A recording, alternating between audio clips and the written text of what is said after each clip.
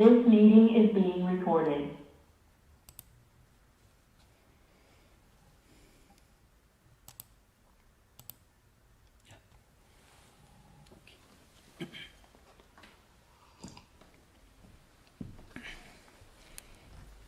So we are today concluding the Vibhudipada. Before that, Yogena Chittasya Padena Vacham Malam Sharirasya Cha Vaidegena Yopakurutam Pravrammuninam Patanjalim Pranchaliranatosmi Stuve Patanjalim Vyasam Shankaram Cha Munitrayam Kartra Sutrasya Bhashasya Kramad Vivaranasya Cha. Good evening. So today we will wind up this particular chapter. It's called Vibhudipada. The coming sutras of this chapter deal with different powers, different special skills that a yoga practitioner can achieve by practicing Samyama. And many of them deal with achievements, certain skills which are or not much significance from a spiritual perspective. But a few important points I want to emphasize. There are a few very important lessons here. One is in one of the sutras here, for example, the 9th sutra is very significant. Vyuthana Nirodha Samskarayohu Apibhava Pradurbhavo Nirodha Kshanachittanyo Nirodha Parinamaha. So, two types of samskaras. We can easily relate this in our own personal life, any of us. In our life, when we face different situations, challenging situations, normal situations, two types of tendencies will emerge in our mind simultaneously. One is vyuthana. That tendency may not be very desirable, may not be very helpful. For example, a person may feel greed, desire for things, and simultaneously a refined, cultured person, a mature person will be able to control that by a counter force, a counter tendency. Too much of greed is not good. If you read scriptures, if you practice any of the spiritual disciplines, if you pray, if you are, in fact, if you are a spiritual seeker, you will develop a counter tendency that helps you to restrain, to control, to limit the power of negative forces, what we normally call negativity. That is Nirodha Samskara. They come one after another. In fact, this is one unique characteristic of any spiritual seeker, anyone who looks for a higher ideal in his or her life. The moment we look for a higher ideal, the moment we try to practice a higher ideal in our life, immediately our mind will develop a tendency, and that tendency will help us to put a brake on the negative tendencies, negative impressions, negative forces that emerge in our mind. This is a very, very interesting teaching that in the Patanjali Yoga Sutras. In some other scriptures, in the mystical works you find, for example, when you start reading a good book, or when a person makes a turn to spiritual life, at the initial stages there will be a lot of resistance from your own mind. Mind will not cooperate, will not be friendly when we try to meditate. Mind will create problems and objections, and a lot of obstacles will be there. But as we continue, these obstacles will reduce. That's because this counter restraining tendency, this positive tendency, this higher personality that is within ourselves becomes stronger and stronger and will assert itself, and in direct proportion to the increase of this second personality, we may call the spiritual personality, that you want to identify with, that you want to develop, that becomes stronger, and in direct proportion to that, obstacles, the resistance to spiritual disciplines will decrease. This is a common, is a very important. There are many, many interesting insights even in the Vibhudipada, though primarily this chapter deals with powers and skills that a person develops in the course of his spiritual evolution. And then, of course, we already discussed a few things. Many of them may appear to be a bit occult or maybe unintelligible, but they have got a definite spiritual meaning. For example, the 23rd Sutra, Sopakramam Nirupakramam cha karma tat samyamat aparanta jnanam adishtebhyo va. It's something says Sopakramam and Nirupakramam. So two types of karmas. Karma means karma phala, that is the implication, the results of our actions. As we mentioned earlier, in our life, whatever we do, it will have a direct influence in our mind and in our life.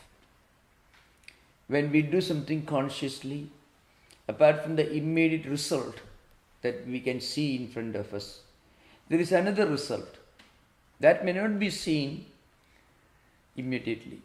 We can't see it, we can't experience it immediately, but that result will have a lasting influence on the way we live, the way we act and think. It will have a lasting influence on our mind. We cannot do anything consciously without that activity leaving some mark, some influence on our mental system. So this 23rd Sutra, for example, it may look very strange and may look very something totally out of place if you look at the literal translation. See, two types of karmas. One karma, it is something which is already unfolding in front of us. Certain actions, either of course Patanjali say from previous life, in this life, its results have already started unfolding, already commenced.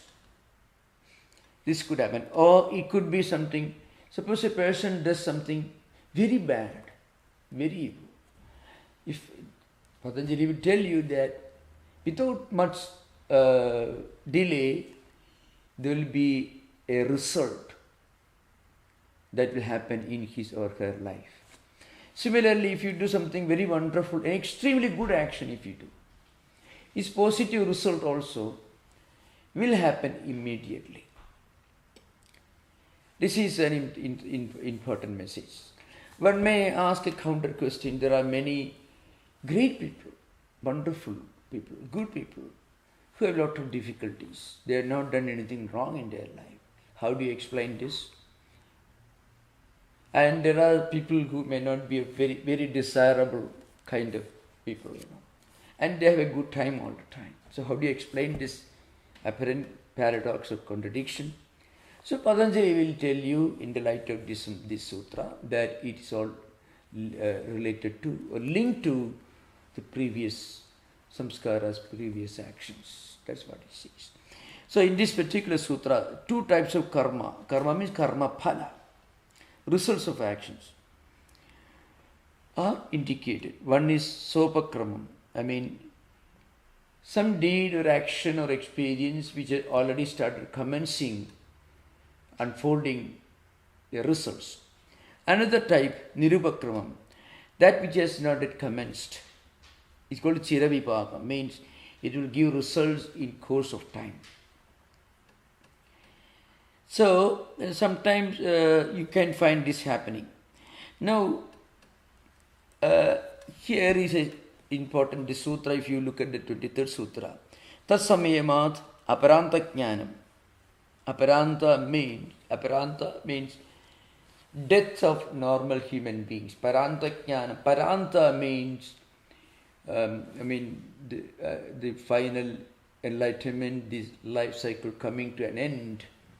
Great mystics, great spiritual seekers, advanced spiritual seekers, they won't be born again.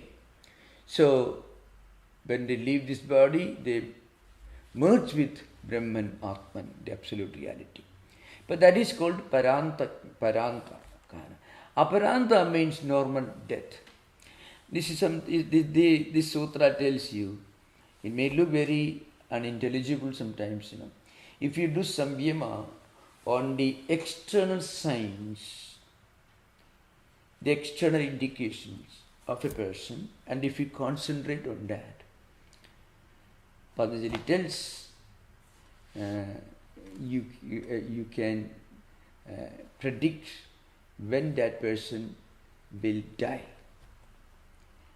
There are a few such sutras coming one after another, which that's why I want to give a logical explanation to the Vibhudipada.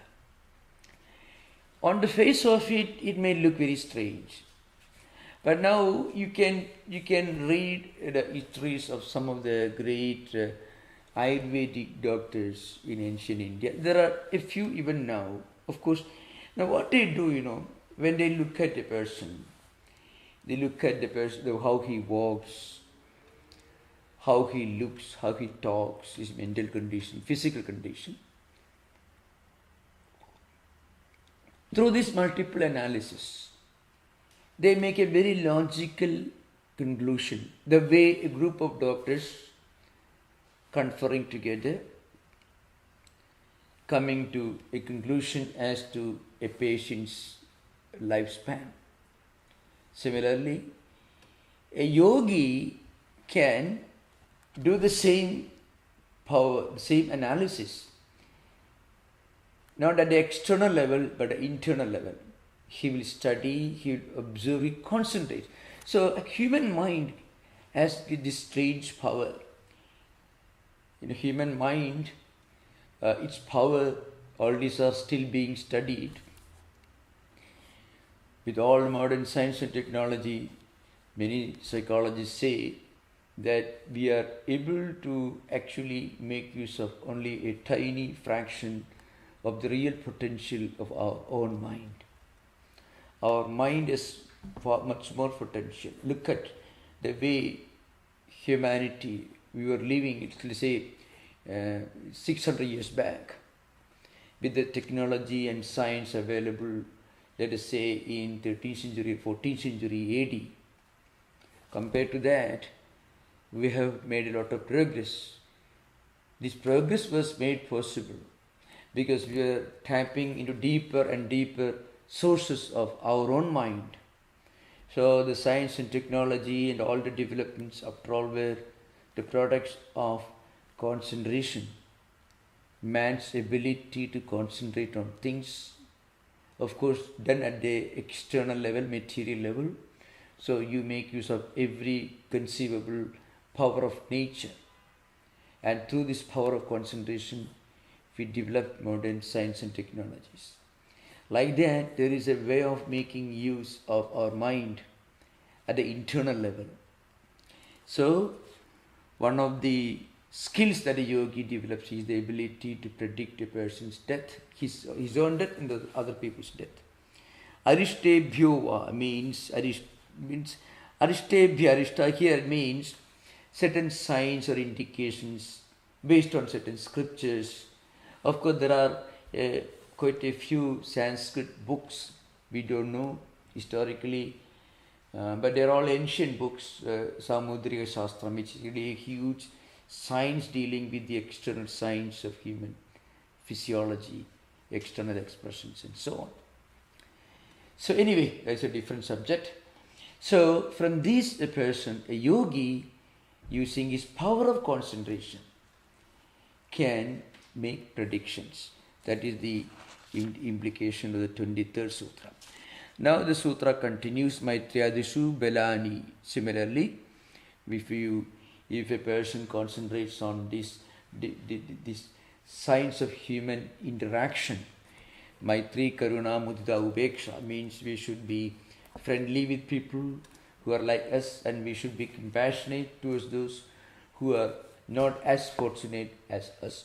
And also we should be able to appreciate when we meet people who are happier and who are more successful in spiritual life than ourselves.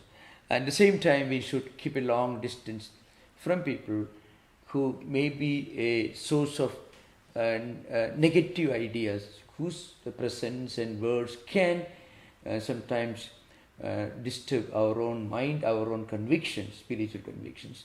So we should keep a long distance. Maitri, Karuna, Mudita, and Upeksha. In other chapters, maybe in the Sadhana Pada, Patanjali discusses the same idea as a way of interacting with people around us, so that we will be always in a state of Chitta Prasada. So these are some of the important lessons that we have learned in the Vibhuti-pada. Very, very important chapter.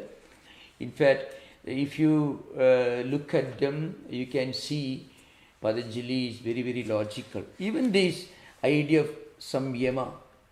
What is Samyama? You look at something and then you look more closely, and then you think, and when you think, you will be able to get an idea of many more dimensions of what you are concentrating upon. The pure art of concentration itself can produce and generate many things. As I mentioned earlier, modern civilization is the fruit of man's ability to use the deeper powers of his own mind.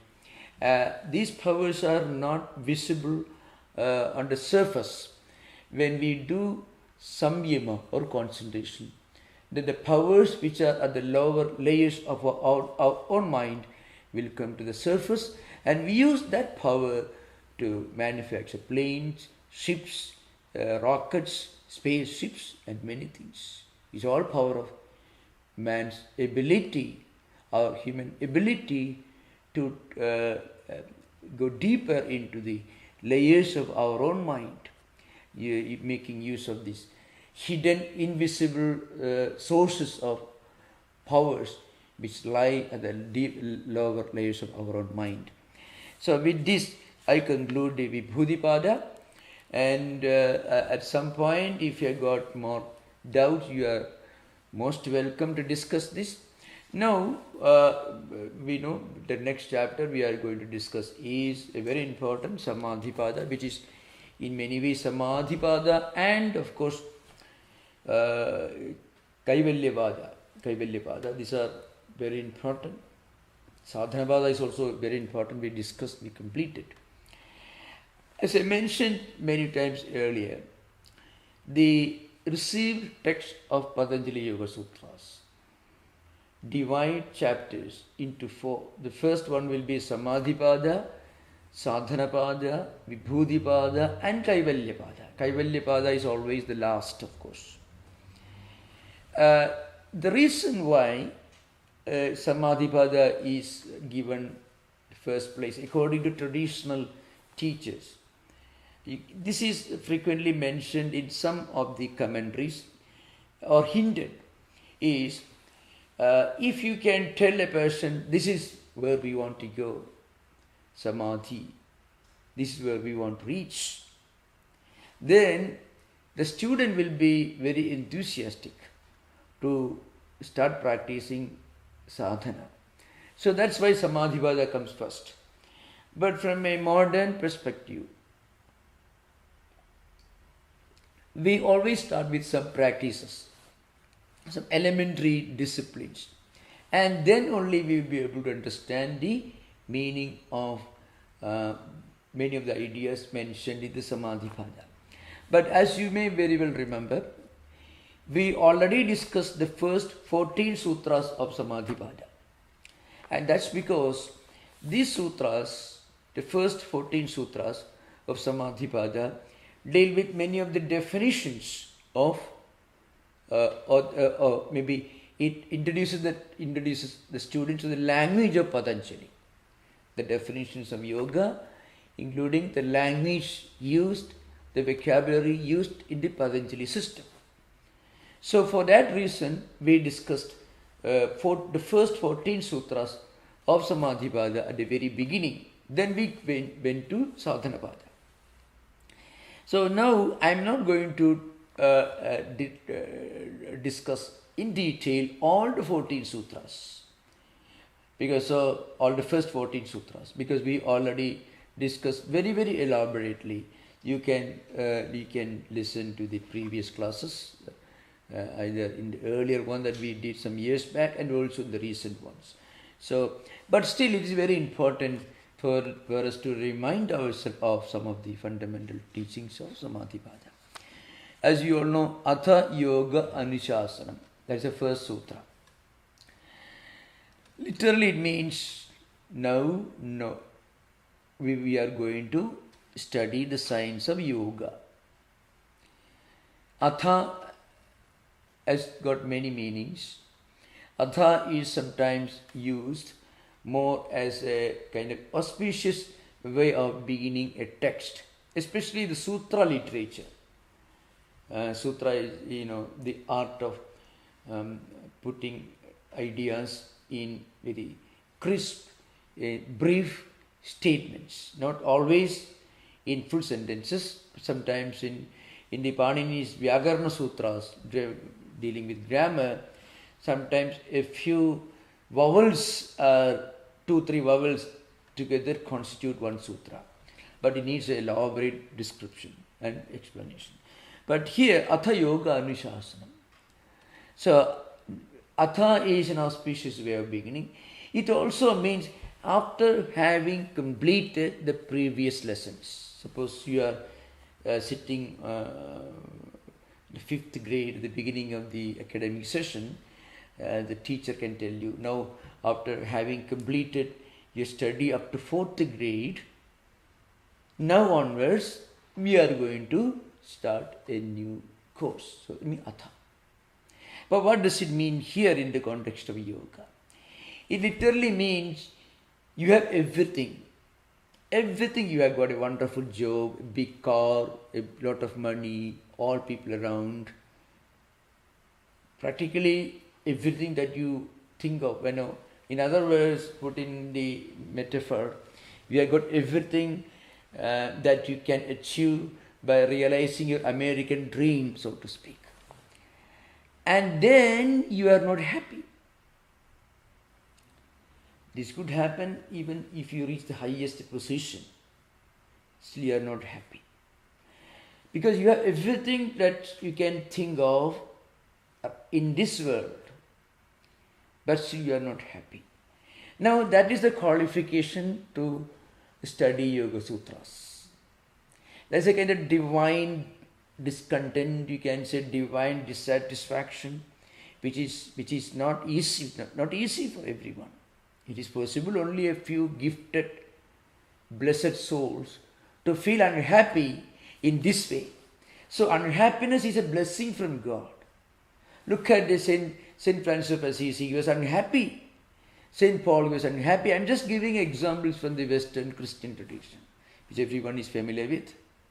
Saint Teresa was not very happy. That's why she became a saint.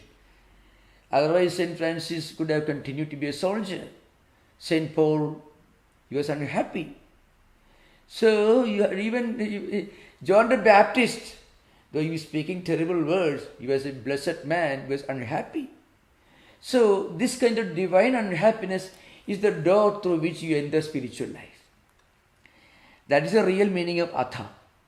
Now onwards. Means after having exhausted all other avenues for enjoying, for experiencing real joy and happiness, I am turning my inquiry into something transcendental.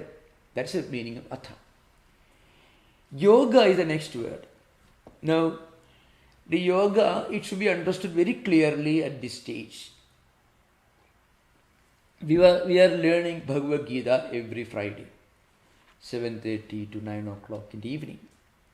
All the 8 chapters of Bhagavad Gita mean yoga, Arjuna Vishada Yoga, Sankhya Yoga, Bhakti Yoga.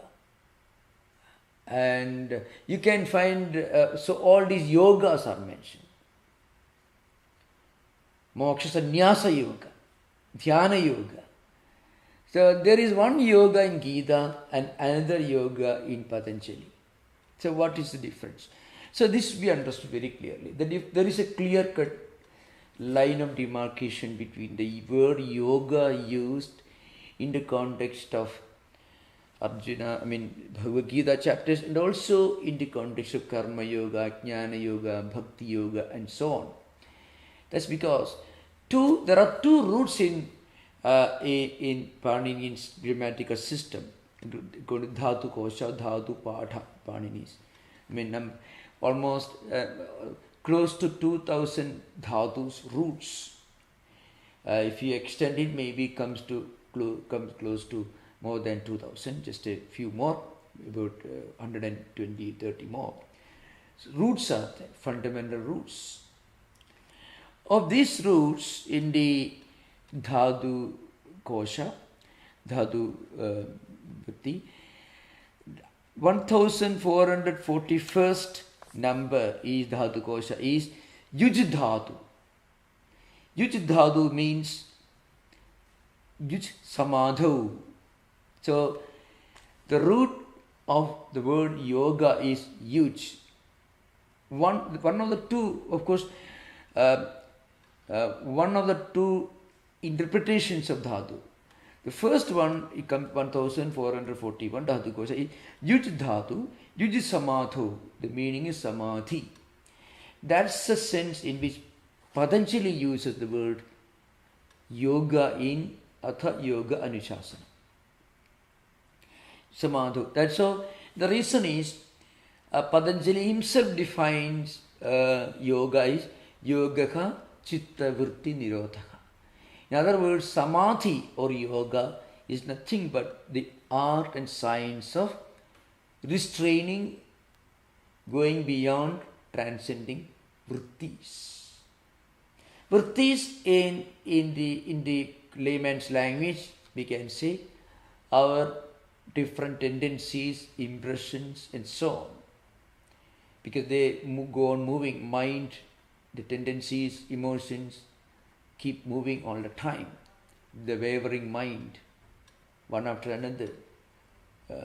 Mind is, stream consciousness. The consciousness is not in the C capital letter consciousness.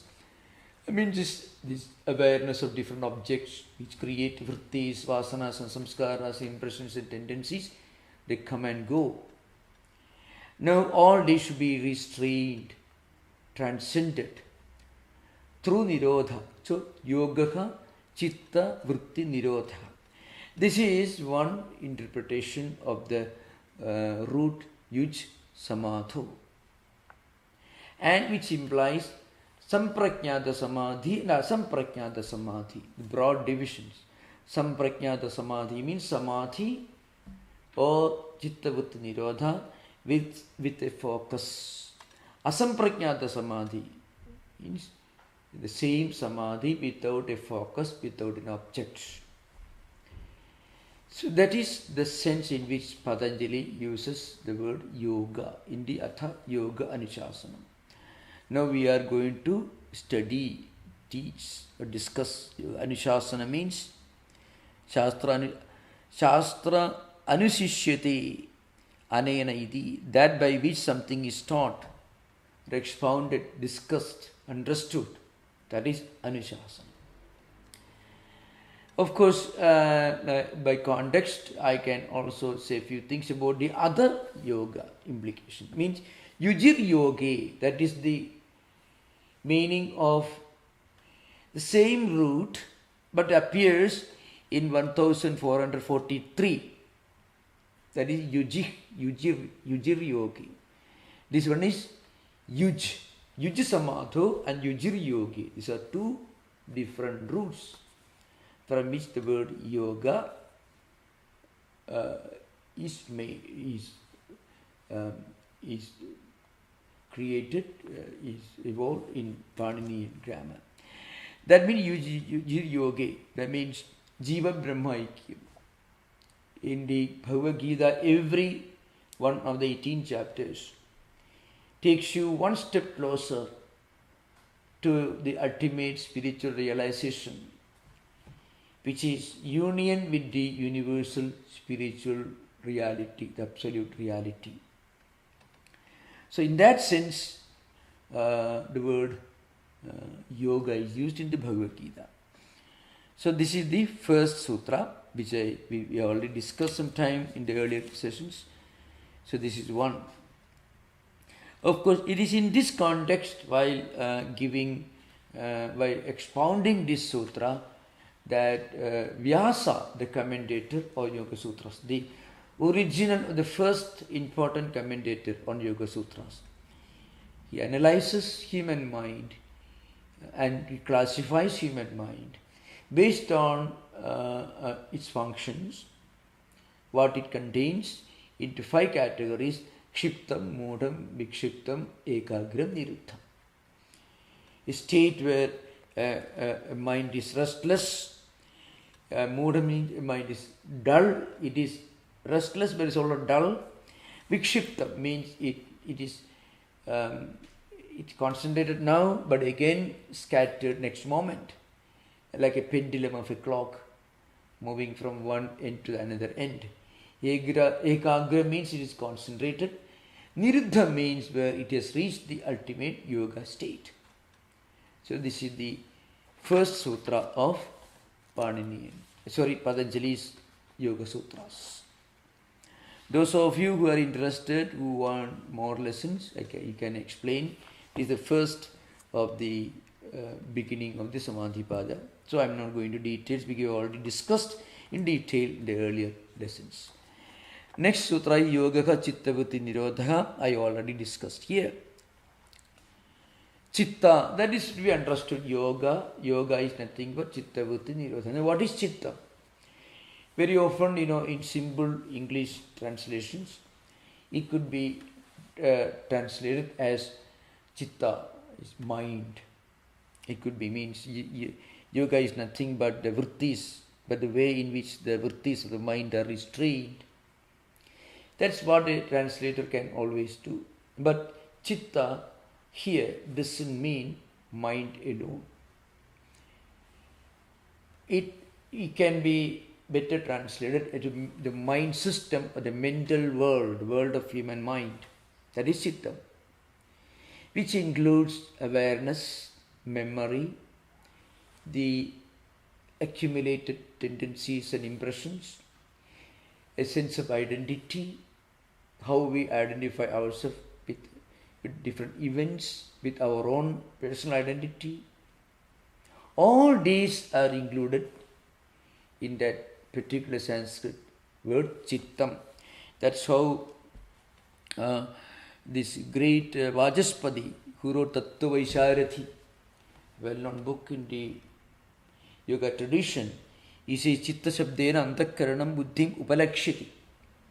So he uses a very interesting mechanism which is normally employed by the commentators of Sanskrit texts in all traditions in Sanskrit text. So he says Chitta Shabdena Antakaranam Buddhim Upalakshiti. It means by the word Chitta, intellect, mind, memories, all these are implied. Why Upalakshiti means when you say something, you mean something much more than what your word literally indicates. That's what it means. So when you say something, a dull person will take it literally, but an intelligent person will take it in the real sense in which you actually employ it. So of course in Sanskrit tradition there is a funny way of explaining this mechanism. It's very humorously taught in the traditional circles. So there is a story goes like this, a mother asked a child to sit at the doorstep. And asked the child, give him a small stick with a pot of dahi, means yogurt, you may call it, Western world, yogurt. Indian yogurt, you may call it, dahi. So a pot of dahi was kept there. In the early morning, it will be exposed to the mild sunlight. Then it is said it will improve its quality. And the young son was asked to sit there with a stick. So crows will come and eat this. So you should protect this dahi, this yogurt from crows. Suppose the child thinks, well, I would protect it from crows, but I won't mind if somebody takes it and steals it. So dog comes and eats that, I won't have problem. Only I'm expected only to protect it from crows. But a mother actually means you should protect it from everyone. Even if an elephant comes, you should shout so that the elephant will not take it away. Not only crows. So that is Upalakshana. It's called Upalakshana Nyaya. Means the method of understanding something through its extended implications. Kakebhyo dadi rakshetam means. That's the idea. So through that interpretation, employing that mechanism, so the Vajaspati Misra in Tattwamayananda, he says, we should understand by the word Chittam not only mind, but also all the extended faculties of the mental world, intellectual, emotional, attitudinal, all should be included as implied by the word Chitta. So, yoga Chitta Vritti. What is Chitta Vritti?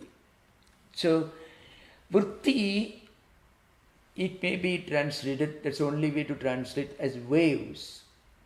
There's a reason why it is translated into the English word waves. Because waves keep coming and going. They are there, but they are not there. The waves have no real existence independent of the ocean. But for the time being, you will see a distinction between the ocean and the wave. That distinction is only imaginary. Suppose there is a 30 feet high wave, certainly that part of the ocean which has formed a 30 feet tall wave is distinct and different from the calm, quiet ocean that you normally mean when you use the word ocean. But really speaking, that wave has no independent existence. Similarly, our mind is always throwing up these waves. But the real nature of the mind is that it is really calm and quiet. So our actions, every kind of action, a deed, physical action, a word we speak, a thought we think, all can create and leave in our mental world its mark, an impact.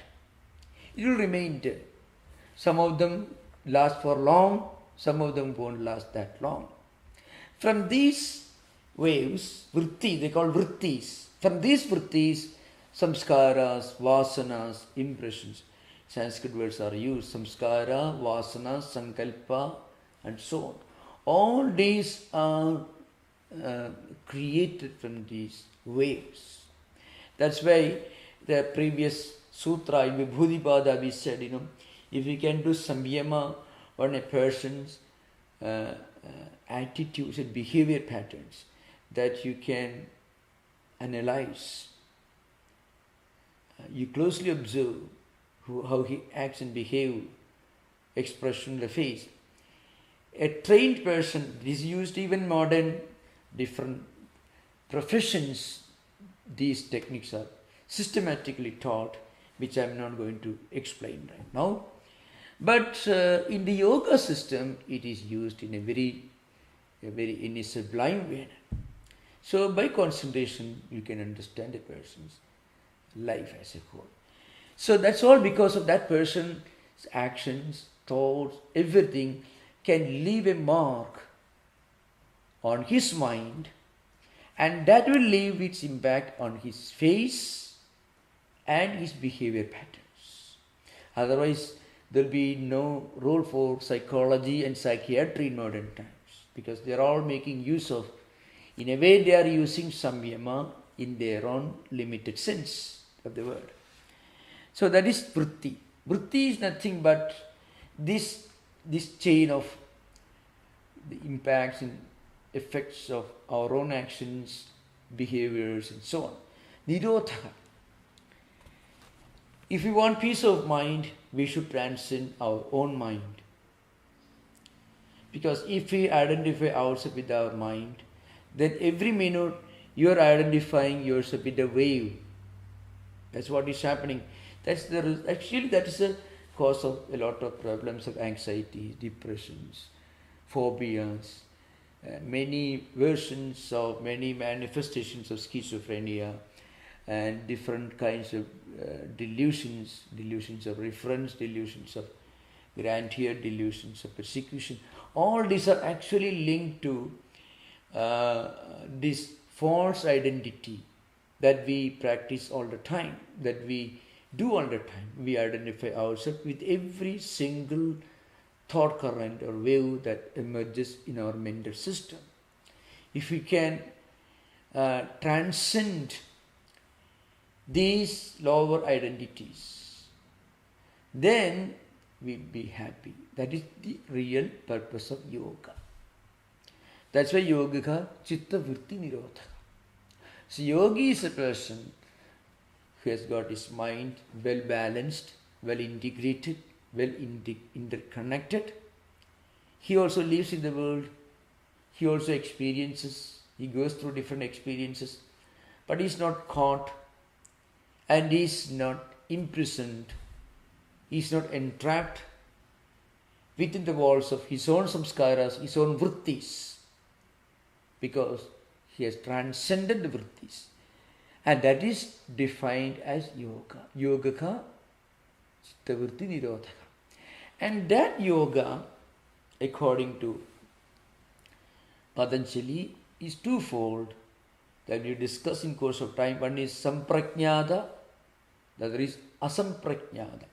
It's called samprajnada samadhi or samprajnada yoga, or asamprajnada samadhi or asamprajnada yoga. Asamprajnada means reaching that level of identity, samadhi, without a focus. That is higher asamprajnada. Before that, one has to reach samprajnada samadhi. By the time we reach that level of perfect inner balance, we will have already experienced Chitta Prasada. Then our mind has become friendly with us because we have gone beyond the mind. If you take dictation from your mind will become a real dictator, a tormentor. On the other hand, if you can dictate your mind will become a loyal subject and a law-abiding citizen.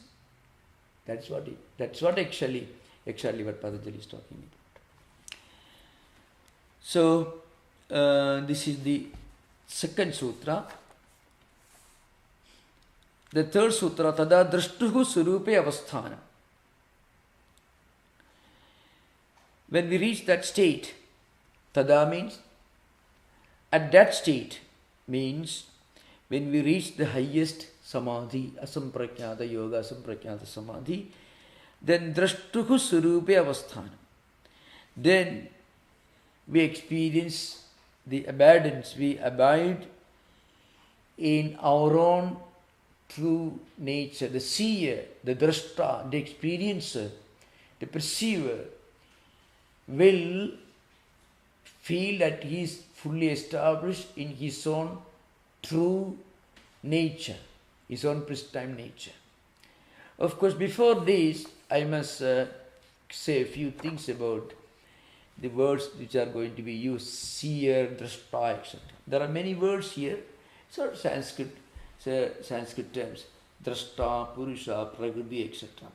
Drashta here means the seer. The meaning of this word can be understood in many different ways. The simple way of understanding. Suppose I am seeing a picture in front of me. I am the drashta. The picture is called drishyam. What is seen is drishyam. The seer, the subject, is drashta. In Vedanta, this is used in a very sublime transcendental sense.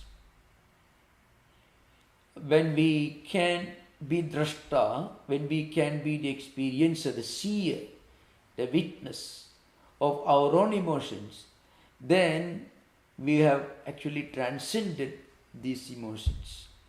So that's what happens to a person who reaches asamprakyata samadhi. Going beyond mind or bringing mind to a state where we can subject our own mind to our own observation, where we can, if necessary, detach ourselves from our own mind. When we reach that stage, we feel total freedom.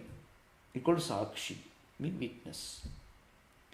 It's a real meaning. What it means here is, in the yoga system, which borrows its philosophical ideas, it is metaphysics from Sankhya philosophy.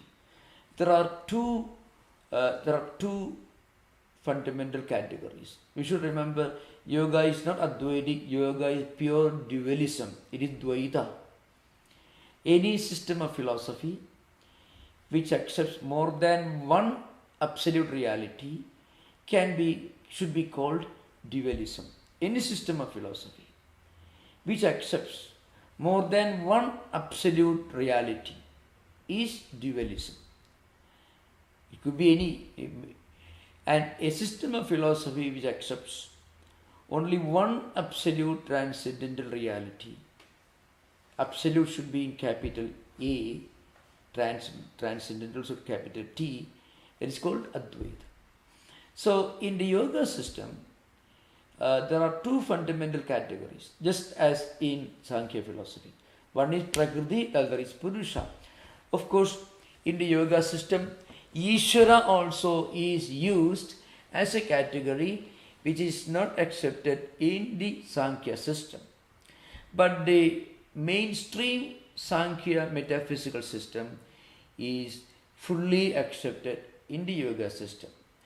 So there are two fundamental realities. One is Prakriti, the other is Purusha. Prakriti is the non-effulgent, the unconscious matter from which everything evolves.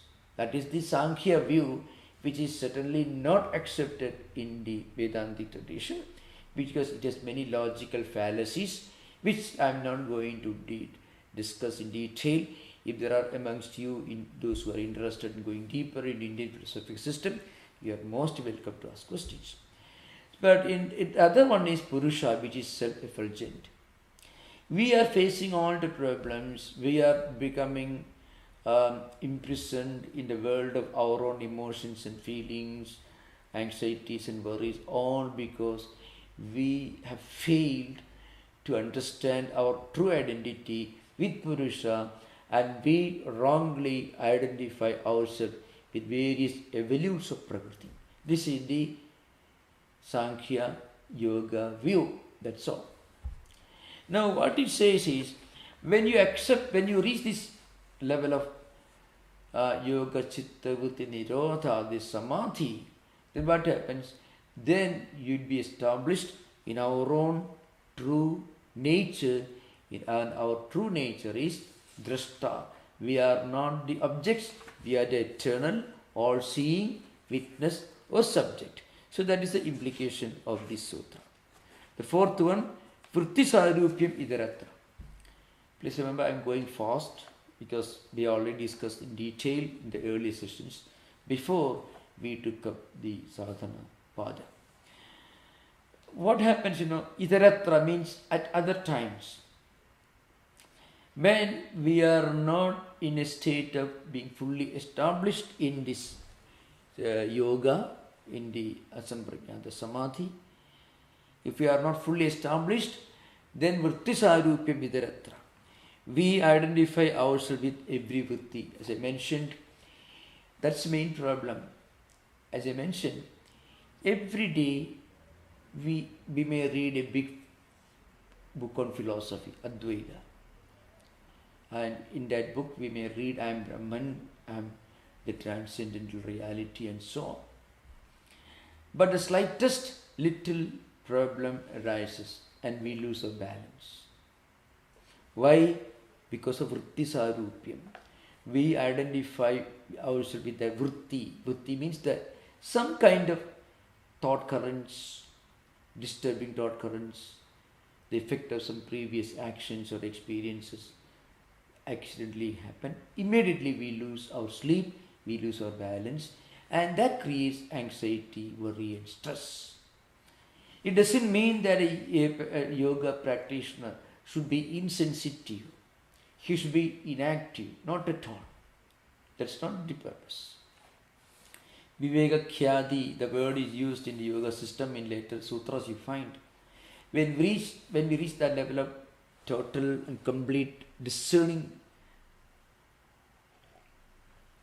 faculty, when we reach that level of discerning wisdom, Viveka Khyadi, then a true yogi can be more active.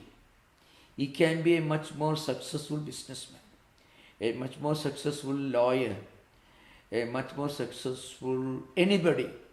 And still he can be free from this entanglement, this problem of identifying, being or getting obsessed with every single passing thoughts, ideas and experiences. So that is the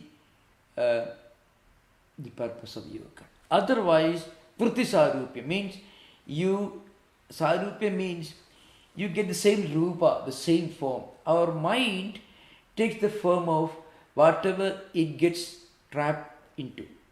When our mind is entrapped, caught by something, then our mind takes the form of that particular form or object or thought or feelings. When we get angry with a person, our mind takes the form of anger. When we get obsessed with something, we may become terribly anxious, worried.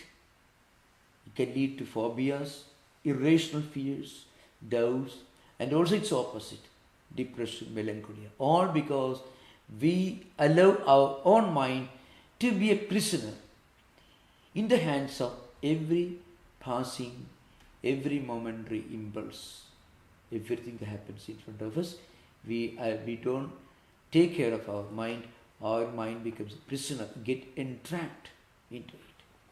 In fact, all problems of obsessions and phobias can be analyzed in the light of this particular sutra. Phobias especially. All phobias have some background or other, vritti sarupya. Anyway, so I conclude now. Now you can have interaction, questions, most welcome. Yeah. Hari Om Maharaj. Hari Om. Maharaj, when you started with saying Atha Yoga Shasana, you mentioned that people typically come from a place of great sorrow for in this quest or this search.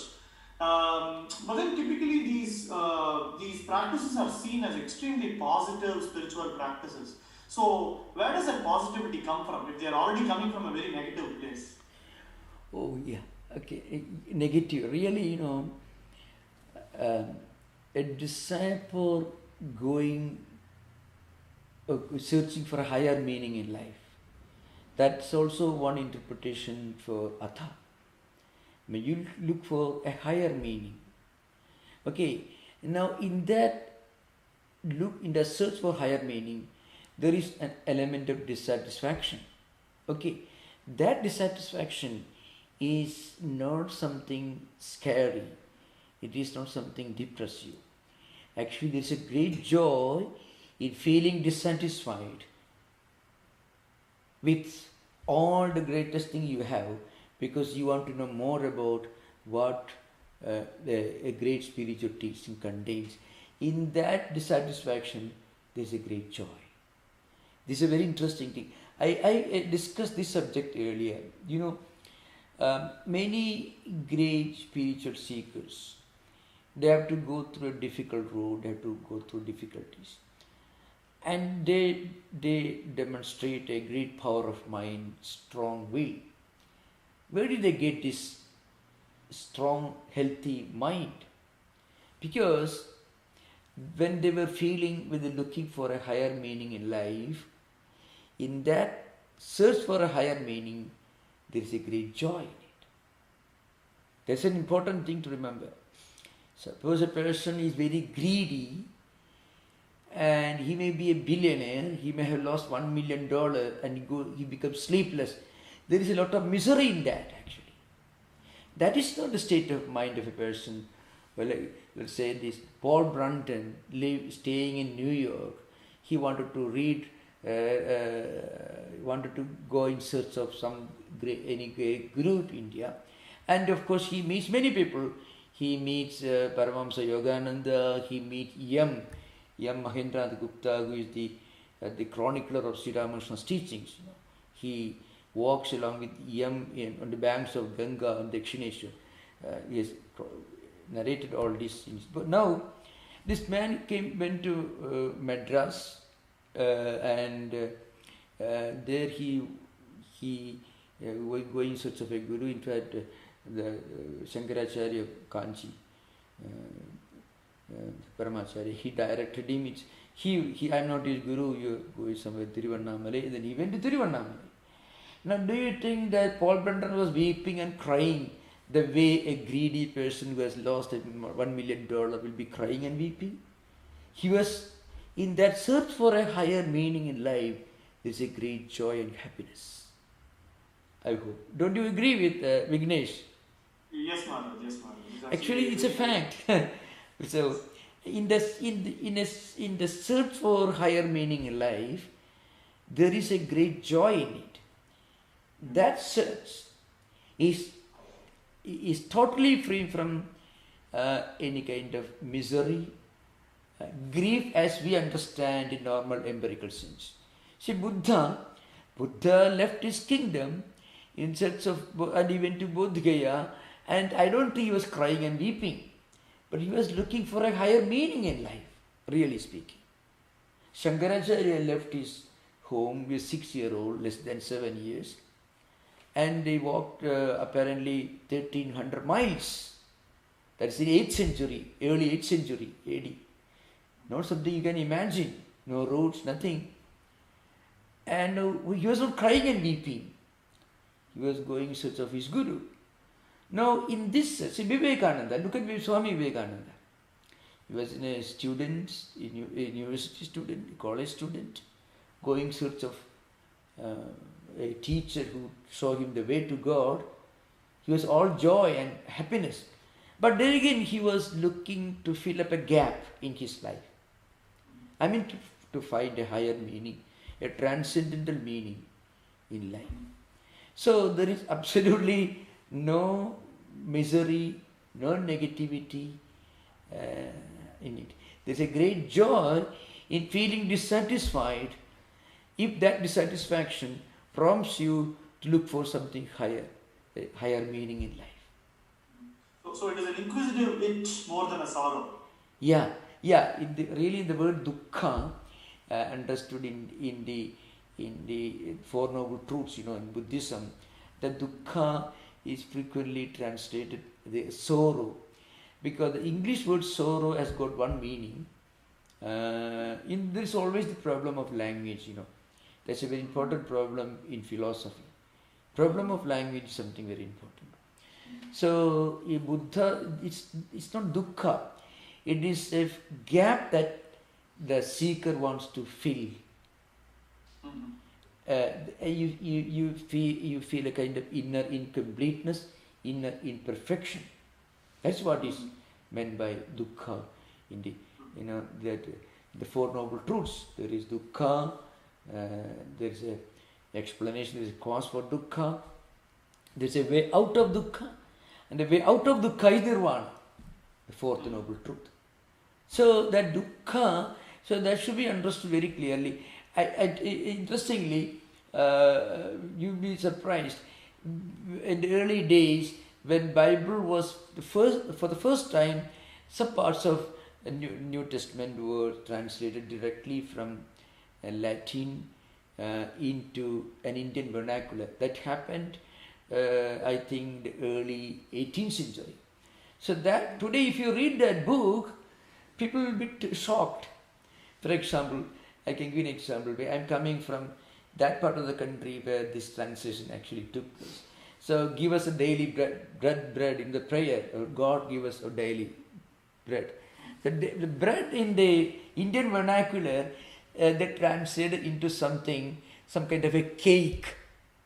Say, let's say some an exotic cake, So what they did, the word that they used to translate bread into Indian vernacular actually was the name of an exotic, highly nutritious, a precious thing that you can buy in some sweet shops in India. Now, suppose you pray to God, God give me every day, you please give me, let's say, this kind of this cheap cake or chips cake or something. You are not asking for cake, you are asking for the bread, the meaning of life, the essence of life, the fundamental meaning of life. That's what it means. So translation can be something disastrous. So that translation, the original, the manuscript is still often quoted to show to what extent translation can be terribly misleading. You follow? Interesting to see that you are mentioning translation, because I remember one of the Tamil translations of the Bible refers to scriptures as Vedam. And when someone reads, they would ask, what is Veda doing in the Bible? But it is a translating difference over there. Yeah. I can say the word that when it is translated into another vernacular language in India is the appam. Appam is something very exotic that you make with using a lot of ghee, sugar, all wonderful things. You don't ask God to give a wonderful, well-packed packet of cake every day morning. You are asking for the essence of life. What makes life livable? The spiritual essence. That's the main implication. So very often, the true implication of a word can be totally lost in translation. Anyway, good that you mentioned as another example. Okay, thank you. Thank you. Yeah. So, okay. Yeah, namaskar. The dissatisfaction. Can you be louder? There's a sound problem. Can you be louder? The dissatisfaction or dukkha that you mentioned about that leads to spiritual seeking. Yeah. Is that part of mind? I assume it's not part of the Purusha. It should be part of the mind. And what part of the mind carries that dissatisfaction and develops it? Yeah. Mind, the whole mental system. In fact, that's why we should take this in the sense in which Tattwamayananda, the author of Tattwamayananda, he Vajaspati, he uses in that sense. That is, Chitta is nothing but the whole mental world. That is, the whole mental system should be understood with the Chitta. Chitta Shabdena Antakaranam Buddhim Upalakshati. That is Vajaspati says Tattwamayananda. So an entire internal mental system. Mana Buddhi Chitta Ahankara. That is Sanskrit language called Antakara.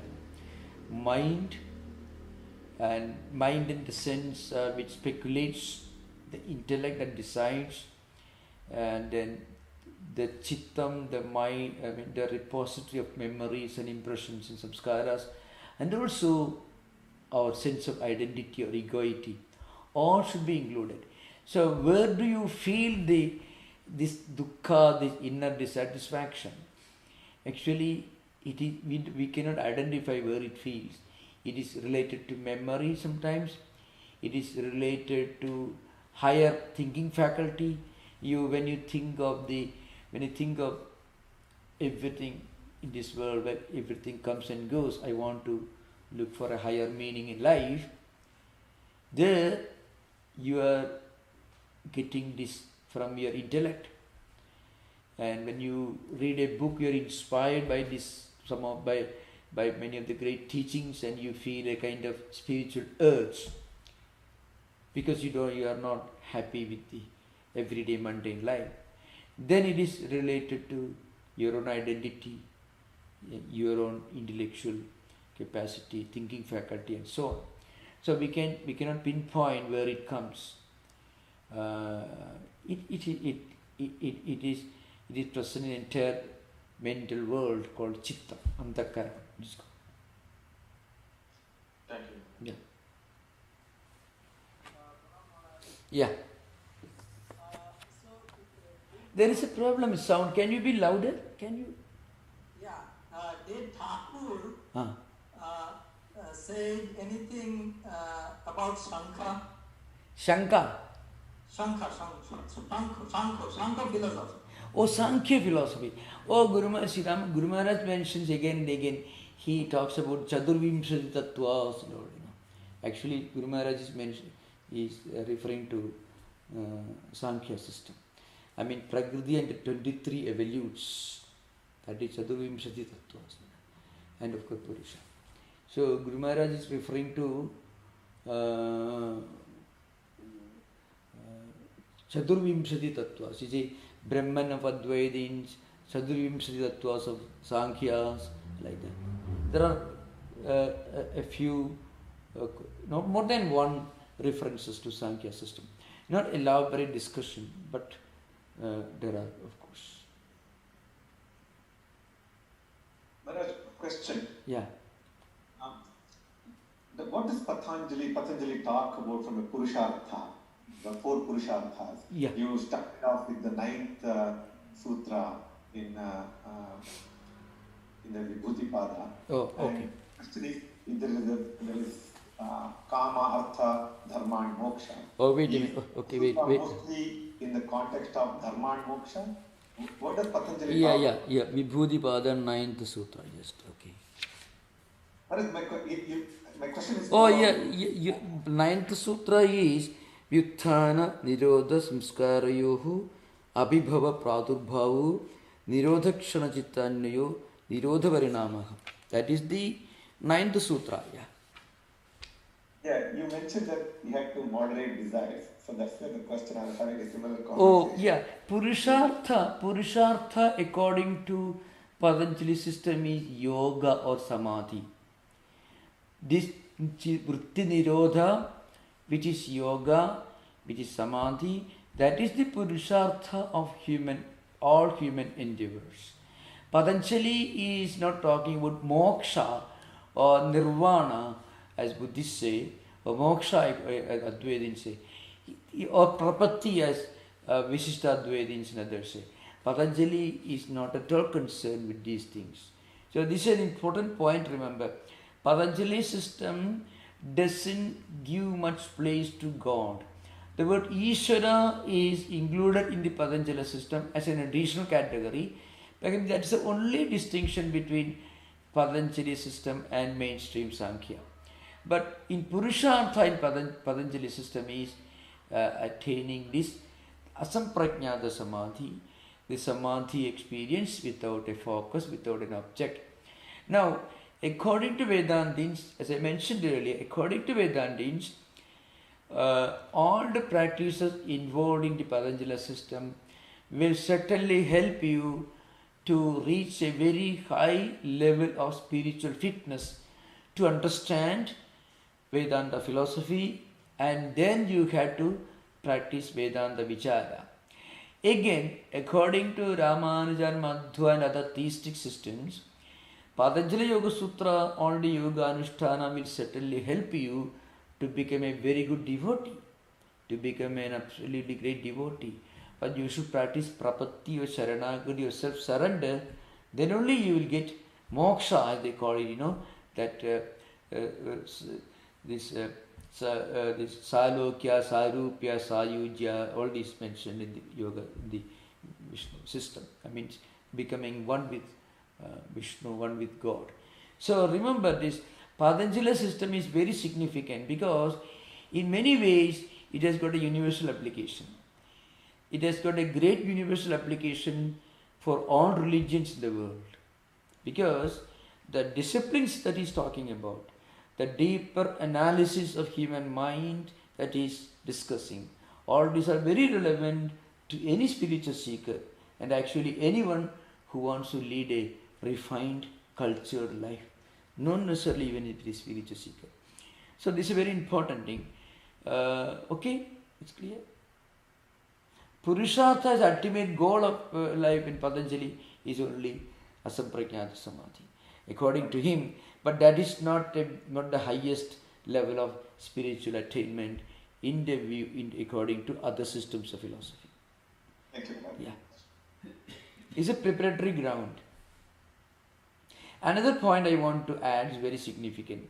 You take the example of any great spiritual seeker or any of the great spiritual teachers the world has seen, any other tradition, any of the, including Abrahamic traditions, non-Abrahamic traditions, you find all of them, the great mystics and devotees of God whom people respect, they have always many of the attributes of a yogi, means yama, niyama, all these great qualities. The moment you turn your attention to God, immediately you naturally develop these qualities.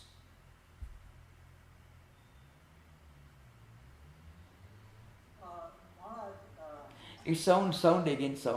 Oh, sound, yeah. So Swamiji wrote this Patanjali's Yoga Sutra explanation. Yeah. But he never mentioned anything about Thakur's experience there. Why is that? Oh, I think I discussed this sometimes, The reason is very simple. Swamiji refers to that. After Swamiji returned to Belur, in fact there were discussions between Swamiji and other direct disciples of Sri Ramakrishna. Why Swamiji did not directly mention Sri Ramakrishna? There are a few reasons for that. First of all, Swamiji came to this country and people in America were not familiar with Hinduism.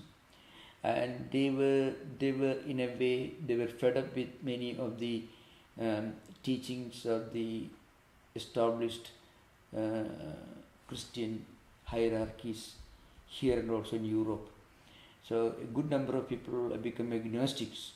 They're very, very rational, very thoughtful people. They were all looking for a higher universal value, a religion that did not accept boundaries, believers and non-believers, hell, such things, They were highly evolved persons in 19th century. Surprisingly, if you read American history during the last decade of 19th century, because after the Civil War and then of course the influence of the Transcendentalists, Emerson, Thoreau and Whitman, and the influence of the Theosophists and Christian Science movement and so on, there were large number of highly educated elite intellectuals who were looking for something liberating, something transcendental, something universal. Any spiritual idea, something that is universal, that did not accept boundaries of culture, of faith or traditions. That's what people were looking for. That's why when Swamiji gave this lecture, these 4,000 people, they applauded Swamiji. Swamiji became an instant celebrity in the Parliament of Religion, in spite of the fact that he did not even officially bring a letter of introduction or recognition of any particular organization. because Americans were looking for something liberating, something transcendental, something universal. Now, if Swamiji had talked about Sri Ramakrishna in the Parliament of Religion, they would immediately believe, oh, we have our own Christ, we have our own Saint Francis of Assisi, we have our own Saint Augustine, Saint Paul, and many other great mystics. Like that, Sri Ramakrishna may be a mystic from Hinduism. That's all. But what Swamiji did, without talking about Sri Ramakrishna, he talked about what Sri Ramakrishna actually represented, what actually practiced. And then he brought Sri Ramakrishna's name. That is a great genius on the part of Swamiji. No, and not only that, Swamiji says Sri Ramakrishna accepted all religions, all religious teachers, all prophets. They were surprised. Here is somebody who talks about a religion and a spiritual teacher who absolutely have no problem, no quarrel with any tradition, any religion. There is something new to them. So Swamiji brought Sri Ramakrishna only much later. So Swamiji himself explains. Swamiji was a very intelligent person. And he knew what Americans were looking for. They were looking for, they were all for some kind of universal spiritual ideal. That's something very interesting. And they had no quarrel with science and technology, no quarrel with reason, no quarrel with anybody, just essentially positive. So throughout his lectures, he gives the portrayal of a great spiritual universal ideal, which can unify humanity, which can give them a very sublime spiritual ideal. That's very important. And later, when Swamiji had to talk to some of the great American Vedantins, this Miss Hale, Maglord, and others, then Swamiji must have talked to them about Sri Ramakrishna, and they wanted to accompany Swamiji to Velumat, the place, to India associated with Sri Ramakrishna. So this is a very interesting thing. So an ideal is always stronger and more attractive than a single person. You first present an ideal, and then you present a great man or a great woman who actually live that ideal. It is certainly what is needed actually. That's an important thing. Thank you, Maharaj. Thank you.